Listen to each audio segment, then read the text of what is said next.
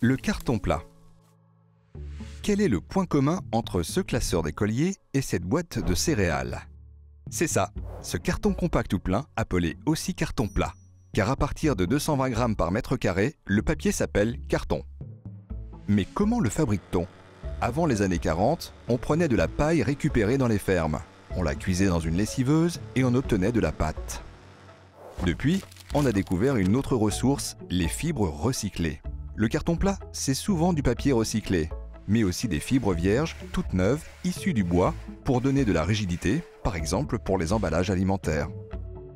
Qu'elle soit recyclée ou vierge, la fibre doit être de qualité et résistante. On recherche avant tout une bonne rigidité du carton. On le fabrique le plus souvent sur une machine multijet. Le carton est formé par ajout de couches successives. On peut aller jusqu'à une dizaine de couches. Soit les couches sont ajoutées par-dessus à l'aide de tables de formation, soit elles sont ajoutées par-dessous à l'aide de formes rondes. Les cylindres tournent et trempent dans la pâte. Le carton est ensuite égoutté, pressé, séché, lissé et parfois couché, c'est-à-dire enduit d'une couche bien lisse en surface. La plupart du temps, le carton est enroulé en bobine. Mais au-delà de 600 grammes par mètre carré, le carton s'enroule mal. Il est donc livré en feuilles.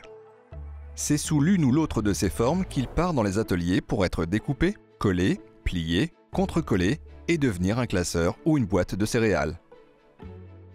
En résumé, le carton plat, c'est au moins 220 grammes par mètre carré de fibres de cellulose. Il est pratique, résistant, multi-usage et on l'apprécie pour sa recyclabilité.